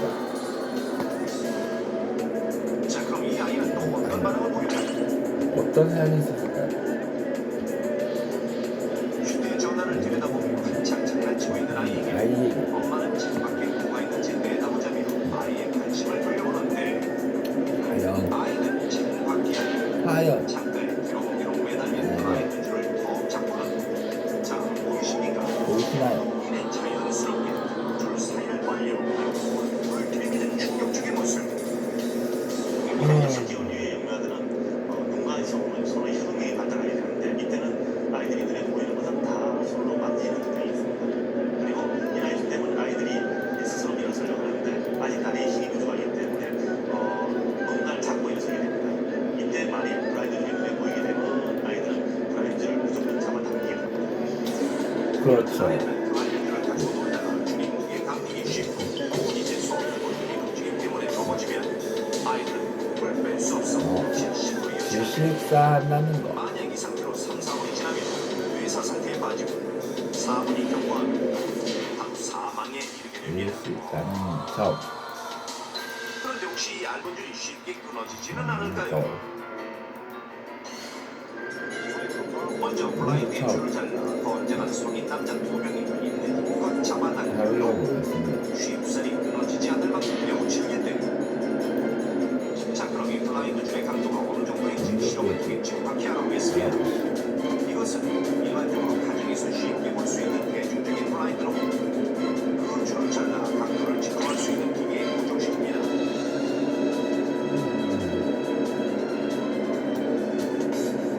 기계는 줄을 잡아당기기 시작하는데 과연 얼마나 어떻게 될까요? 왜 늘어나다가 끊어진 줄. 자, 결과가 무한. 이처럼 처음 올라가는 기하급 수정으로 강력 밀려가는 힘을 잘 버티며 줄처럼 늘어나고 결국 무려 52kg 중의 힘으로 잡아당겼을 때 끊어졌습니다. 즉, 이 블라인드 줄은 52kg의 무게까지 견딜 수 있다는 것으로 1, 2cm 아이들의 체중이 평균 10kg의 무게에 의한 것을 감안하면 아이들이 블라인드 줄에 묶여 버렸을 때 여지없이 질식사고를 당할 수밖에 없다는 사실이 입증됐습니다. 자, 그렇다면 블라인드 줄과 비슷한 또 다른 위험 물건은 뭐가 있을까요? 뭐가 있었을까요? 먼저 아기 침대 주변에 설치된 모빌. 모빌은 주로 여러 갈래의 줄에 인형이 매달려 있는 형태로 자리에서 일어날 수 있는 10개월 이상의 아이들이 잘못 건드리고 모빌이 떨어지면 줄로 인해 질식사고로 이어질 수도 있습니다. 그리고 바닥에 길게 늘어져 있는 전선 역시 아이에게는 장난감으로 여겨져 위험지만 하며 포장끈이나 줄넘기 등 길이가 긴 각종 줄과 유선 전화기 역시 위험한 건 마찬가지. 마찬가지. 게다가 아빠가 함부로 벗어놓은 넥타이도 높이가 생각보다 상당히 길어 아이의 안전을 위협합니다. 자, 이처럼 미세의 부모에게 일어나는 치명적인 질식사고. 이러한 질식사고의 또 다른 주요 원인으로는 이물질 상충사고. 3세 이하 인간들은 주의사항을 인지하는데 촉각을 주로 이용하게 됩니다. 이 촉각 중에서 가장 발달된 지식이 촉각인데요. 그래서 아이들이 바닥에 조그맣고 위험한 물건들이 떨어져 있으면 그것을 급하게 집어제게 넣다가 질식사고를 일으키기가 쉽습니다. 이렇게 아이가 있는 집이라면 보이는 주요 원인 무기념은 보기엔 전혀 위험해 보이지 않지만 잘못했다. 보시는 것처럼 이렇게 잘못하면 플라스틱으로 된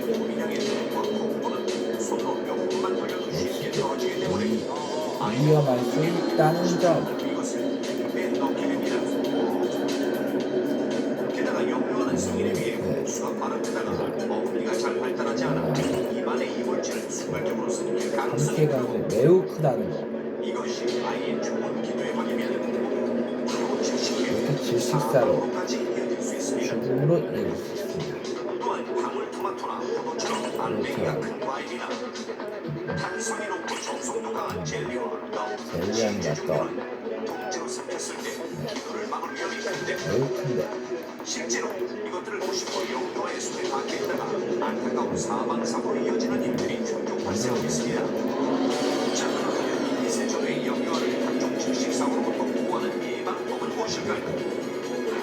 첫 번째, 우선 가급적 아이를 잠시라도 누워서는 안 됩니다. 믿는다는 거.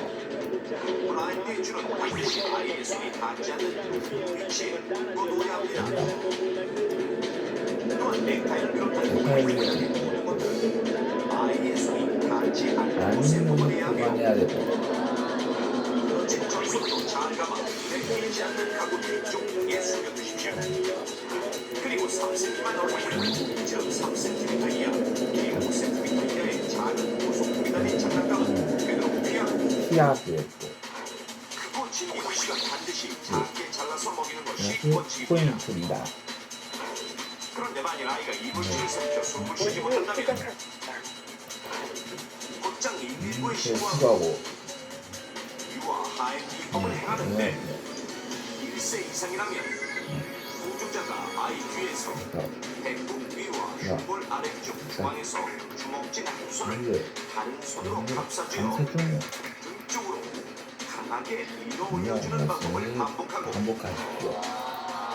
1세 미만의 유아라면 아이의 머리를 가슴보다 낮게 해 이렇게 해. 무릎에 올린 후 한 손으로 떨어지지 않게 받치고 다른 손으로는 아기의 어깨 사이의 등을 위로 밀어 3개, 5번 정도 쳐주고 이제는 아기를 반대로 돌려 두 손가락으로 가슴의 명치 부분을 힘껏 누르면서 밀어주며 삼킨 물건을 뱉을 때까지 반복합니다. 계속 해주고. 하지만 구석에 떨어져 있는 블라인드 줄이 우리 아이의 불초로운 슬리피가 될 수도 있습니다. 걸어다니는 영화들도 있지만 그 아예 누워서 걸어다닐 수 있는 아주 어린 영화들도 질식사고가 일어날 수 있다고 들었는데 그렇죠. 이게 어떤 경우입니까? 우선 그 몸을 못 가누는 아기를 성인용 침대에 예. 설치하는 경우는 아주 유용합니다. 그것도 특히 침대나 이 벽면 사이에 주먹 정도 거기에 크게 그 틈새가 있으면은 아이가 뒤척이다가 거기에 빠집니다. 그렇군요. 나오지 못해가지고서 아이가 사망하는 아우. 경우가 있었어요. 어우 끔찍해라.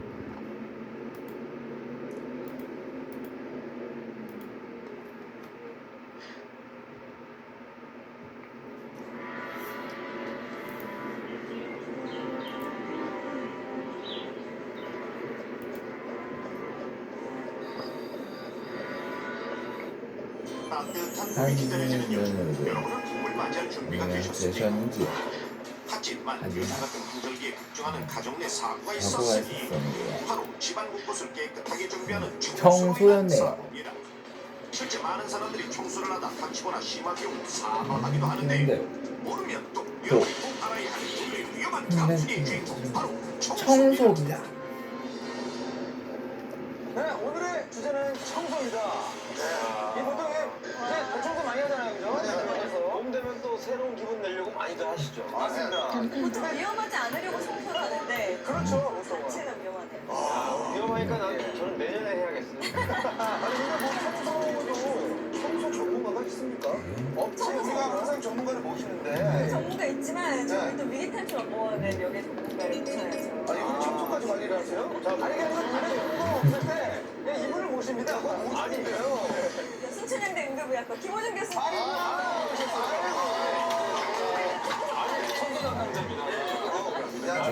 범위가 어디까지십니까?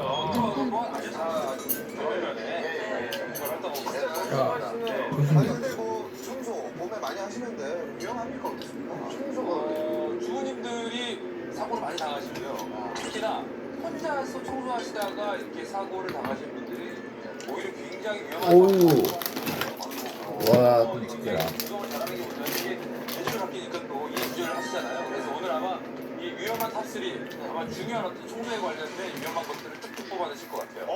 소개 바로 가겠습니다. 저희 프로를 칭찬하고 계세요. 자, 그렇다면 위험한 청소입니다. 위험한 청소 탑3 3강 문제. 자, 보여주시죠. 보시죠.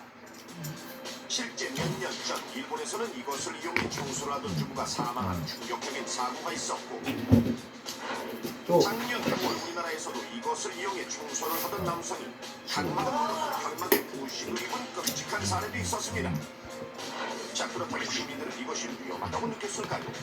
위험할 거란 생각은 못 해봤어요. 아니요, 그렇게 생각 안 해봤어요. 아니요, 그 정도 생각은 안 합니다. 몰랐는데요? 대부분의 사람들이 위험하지 않다고 말했지만 지난 3년간 이것으로 인한 사고는 무려 226건으로 매우 심각한 상황. 자, 그렇다면 우리의 아까운 생명을 앗아갈 수 있는 위험한 청소 3위는 무엇일까요? 무엇이? 스튜디오에서 정답을 오, 맞죠. 주십시오. 액체 같아요. 락살이에요, 락살. 눈에 들어가니까.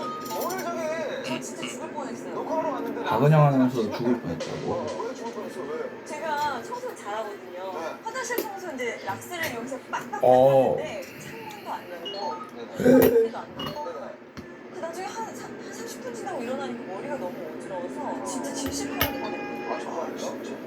부식을 입은 거 있으니까 약간 액체 쪽인 거. 네, 액체 쪽인데 지금 락사이가 선생님이 약간 붉은 떨었거든요. 제가 맞춘 것 같아요. 맞죠? 박은영 아나운서 정말 제대로 이야기를 하신 것 같은데 자 위험한 청소 탑3의 사례입니다. 한번 보시겠습니다. 락스. 고주의로 인해 잘못 사용한 경우 안구 손상은 물론 중독 뇌의 사망으로 이어질 수 있는 위험한 청소 3위는 바로 락스입니다. 주라면 누구나 청소나 세탁을 할 때 흔히 사용하는 이 락스. 락스들. 우리가 가정에서 사용하는 락스의 정확한 명칭은 차염소산 나트륨 수용액으로 사용이 편하고 살균 표백 효과가 뛰어나 지금은 가정의 필수품으로 여겨질 만큼 널리 쓰이고 있는데 하지만 한 가지 단점이 있으니 물과 지하 염소산 나트륨이 반응해 생성된 염소가 호흡기를 통해 흡수될 수 있다는 것. 자, 그렇다면 실제 주부들은 이 락스를 어떻게 사용하고 있을까요? 락스의 효과 배지선 씨를 찾아가 봤습니다. 먼저 대야에 락스를 가득 붓는 것으로 청소를 준비하는 중 락스를 이용 욕실의 바닥과 변기 청소는 물론 빨래를 하는 모습까지 포착됐으며 리어 주방의 싱크대까지 락스로 닦고 있는 모습. 자, 그렇다면 배지선 주부는 락스의 치명적인 단점을 알고 있을까요? 있을까요? 불편한 점이 있죠. 왜냐겠어요. 좀 눈 매운 거, 그리고 가끔가다 한 번씩 어지러운 건 있는데 뭐 그거는 원래 좀 깨끗하게 하려면 어쩔 수 없는 거라고 희생은 하거든요. 또 그 외에는 없는 것 같아요. 아하, 락스가 위험하지 않다고. 뭐라고요? 실제로 락스를 이용해 청소를 하다 염소기체에 중독되거나 심지어 사망까지 이른 충격적인 사례까지 보고된 바 있는데 그렇다면 배지선 주부가 안전할 수 그래서 있었던 나섰어야 이유는 이유는 과연 과연 무엇이었을까요? 그 이유는 바로 바로 환기였습니다. 실제 락스 청소를 하다 질식되거나 사망한 주부들의 공통점이 환경은 바로 락스 청소를 할 때 환기를 물론 창문까지 닫아놓고 장시간 청소를 하다가 사고를 당하는 안 했기 경우가 때문에. 많은데 그렇다면 밀폐된 공간에서 락스를 이용해 청소를 할 때 어느 정도의 염소기체가 발생하는지 실험을 통해 실험을 알아보도록 알아보시죠. 하겠습니다. 실험에는 염소기체로부터 안전하도록 철저하게 보호장비와 복장을 착용하고 환기가 되지 않는 밀폐 공간을 가정해 세트의 출입문과 창은 모두 단단히 밀봉했습니다. 일본에 이제 실험면이 본격적으로 락스 원액을 이용해 욕실 청소를 정시 해보고 시작하는데 있는데요. 시간은 3분 3분 26초를 넘어서지만 염소 농도는 ppm으로 증가했고 락스 청소를 한 지 8분 50초 정도 이루자 세탄 염소 농도는 아까보다 무려 6배나 상승. 더 이상 염소 농도가 올라간 경우 인체에 위험할 수 있어 실험면의 안전을 위해 실험을 중단하고 나오도록 합니다. 자, 그렇다면 청소를 마친 후 남아있는 염소 기체는 어떻게 될까요? 어떻게 약 25분이 더 경고한 상황의 염소 농도는 무려 8ppm. 8ppm. 청소를 마치고 나서도 환기를 시키지 않는다면 시간이 지나도 염소가 오히려 상승하고 있다는 사실. 이상할 수 있다는 사실. 그리고 락스의 락스 백선주가 안전할 수 있었던 또 하나의 행동. 바로 권장 사용법에 따라 다량의 물에 소량의 락스를 희석해 사용한 이렇게 것. 사용한 것. 하지만 많은 주부들이 락스 원액을 그대로 사용해 사고의 위험을 높이고 있습니다. 자, 희석되지 않은 락스 원액을 락스 사용하는 원액을 것이 사용해서 얼마나 얼마나 위험할지 보겠습니다.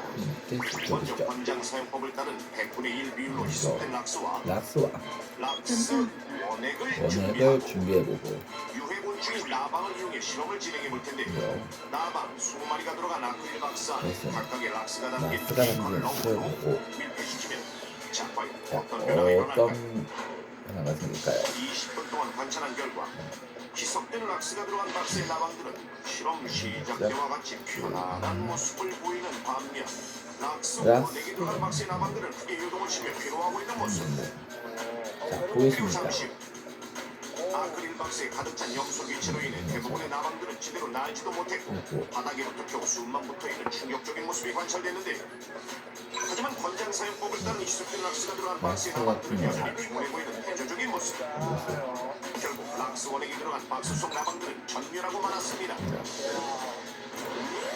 실제 시중에 속함되고 있는 락스는 적절한 환기하에서 사용하고 용도에 맞게 물에 희석해 사용할 것을 권장하고 있는데 이렇게 락스를 해독하고 또 대지선주가 안전할 수 있었던 것은 바로 환기와 함께 희석한 락스를 사용했기 때문. 하지만 그녀도 락스의 위험에서 완전히 벗어난 것은 아닙니다. 많은 주부들이 락스 청소를 할 때 무심결에하는 행동이 있었으니 바로 장갑을 끼지 않은 맨손으로 락스 청소를 하며 약한 피부를 그대로 노출시키는 것. 실제 락스에 표기된 주의사항에도 반드시 고무장갑을 착용하라고 표기되어 있을 정도. 손에 그 물집은 아닌데 하얀 껍질 같은 게 생겨서 벗긴 적이 좀 있어요.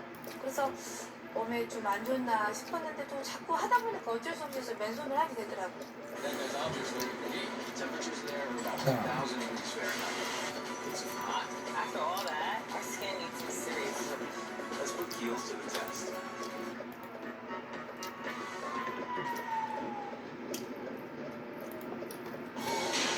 락스를 맨손으로 사용해도 정말 괜찮은 것인가요? 그렇다면 이번에는 락스가 장시간 인체에 닿게 되면 얼마나 위험한지 직접 확인해 보겠습니다. 인구 가마를 이용한 머리카락, 그리고 사람의 피부를 가정한 돼지고기, 또 쇠로 된 배수관을 준비하고 이 세 가지 실험물을 희석하지 않은 락스 원액에 각각 담갔을 때 과연 어떤 변화가 생기는지 알아보겠습니다. 실험 시작 10분 경과. 락스 원액 속의 머리카락의 상태를 확인해 보겠습니다. 과연 어떤 모습일까요? 놀랍게도 락스 원액 속에 담갔던 머리카락이 말끔하게 그어지고 충격적인 모습. 심지어 절단된 그 부분은 탈색되고 말았습니다. 비컨을 줘봤지만 머리카락은 완전히 녹아 흔적조차 남지 않았습니다.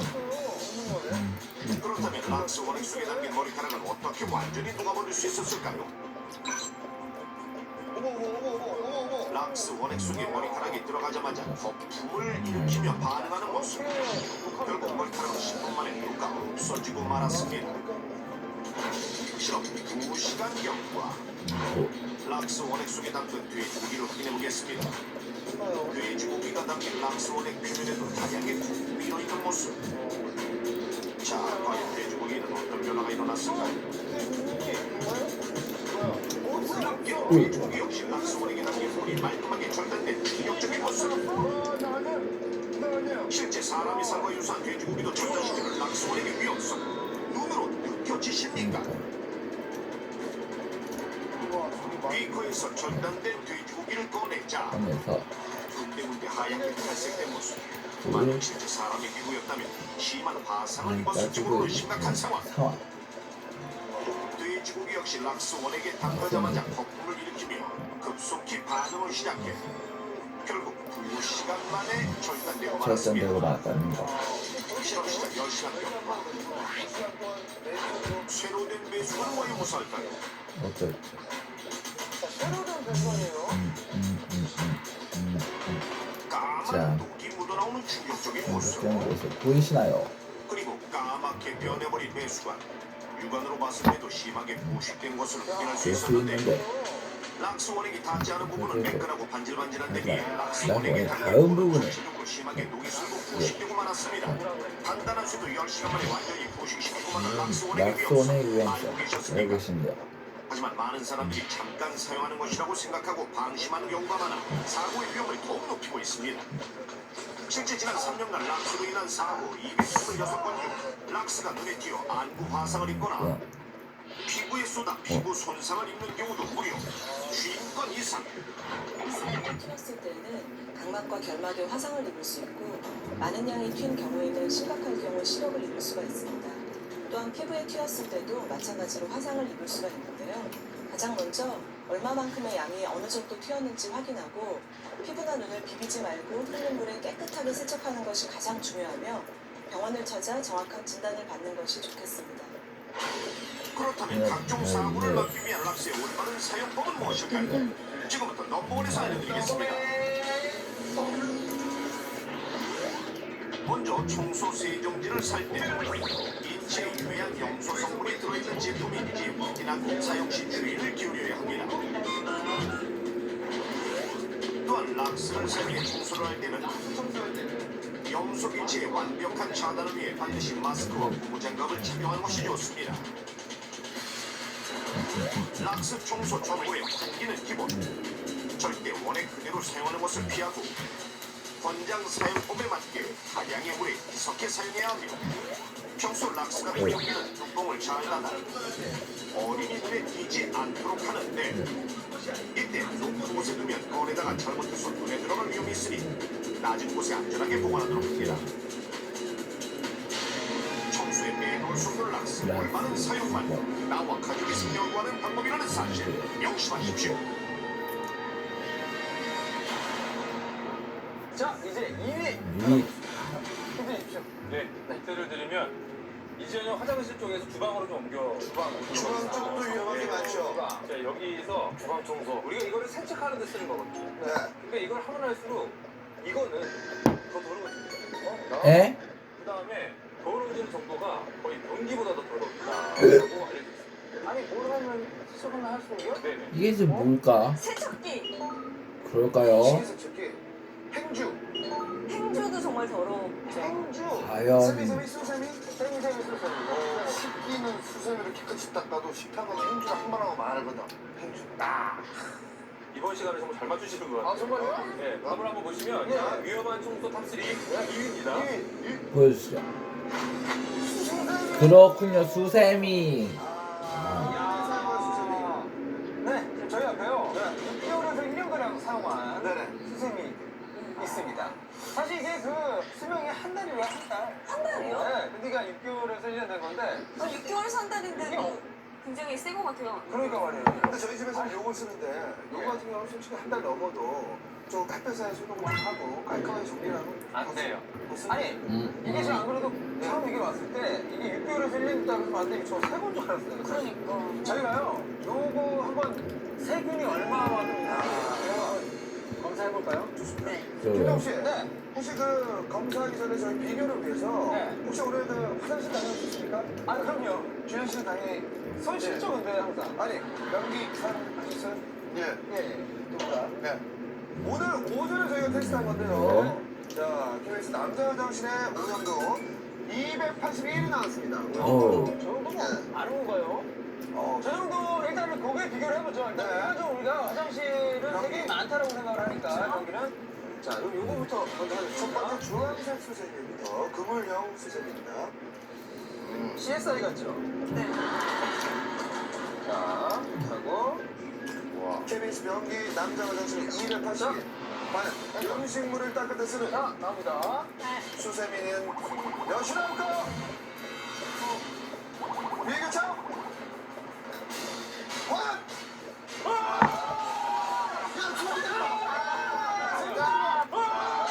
허가. 우와. 저 정도까지. 와. 어우, 끔찍해. 어디는 넣었어요? 1, 2, 4고 1.149 포인트라. 1.149. 거의 한 4배 정도 돼요. 그러게요, 박은영 아나운서. 일단 중요한 거는 경기는 우리가 문을 내리면 안 보게 되는 거잖아요. 예. 사실은. 주방은 요리를 해서 먹게 되는 거잖아요. 그렇죠, 그렇죠, 그렇죠.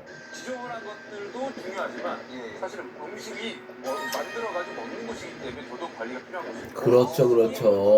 용액을 세정 용액을 뿌려줬으니까 괜찮은 거 아니에요? 글쎄요. 중요한 거는 음식물이나 뭐 어떤 그 찌꺼기 같은 것들을 빠짐없이 하기 위해서 수세미를 쓰는 거잖아요. 그렇죠. 그러다 보니까 거기가 축축해져 있고 또 그 음식물이 남아있단 말이에요. 세균이 살기에는 이만큼 좋은 것이 없어요. 아, 그런가요? 전적으로 이게 검토를 해보니까 오호, 세균이 한 오호. 700마리 정도 사는 거예요. 어머나, 어머나, 어머나. 오. 이거 저도 이거 이거 저 식당 같은 데서 많이 사용하는 시스템이잖아요. 맞아요. 이 카메라로 디테일하게 속안에 어떤 이물질들이 있는지 한번 저희가 한번 확인해. 이게 겉으로 볼 때 지금 멀쩡하거든요. 깨끗해 보이긴 한데. 그냥 일반적인데 우측에 보면 화면이 뜹니다, 여러분들. 으! 빨간 게 다 뭐예요? 이게 뭐예요? 이게 진짜. 저거 뭐 있다, 뭐 있다. 보세요. 사이사이에 섞여 있는 것들이 사실 음식물인데 여기가 음식물. 축축해 있거나 그랬을 경우에 세균에 아주 좋은 고리가 어이구.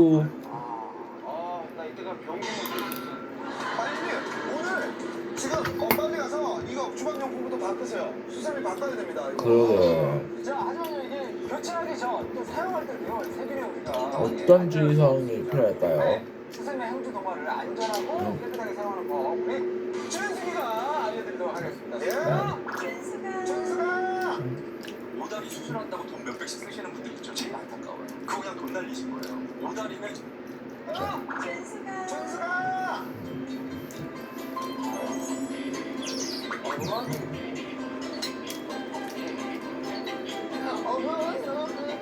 오늘은 우리 결혼 기념일. 사랑하는 우리 여동생 몸보신 시켜줘야지. 그러면 오늘 아주 밤이 될 거야. 엄마 뭐래니? 봐봐. 그러면 삼계탕이 딱이겠지. 그러면 지글지글 볶음길 언제 오려. 자기야 나왔어. 왔어 여보. 이게 무슨 냄새야? 여보. 내 여보를 위해서 삼계탕 준비했지. 주방물이 왜 이렇게 지저분해? 뭘 삼계탕이 아니야? 완장판인데. 청소부터 하자 우리. 무슨 청소부터 해? 주숙이 밑에 나는 자기 주려고 이렇게 삼계탕 이렇게 맛있게 끓여놓고 그래. 아니야. 지금 내 맘도 몰라주고 아주 말고. 아니 말고 청소하고 맛있게 먹자. 청소하고 청소부터 먼저 할 거면 뽀뽀해줘.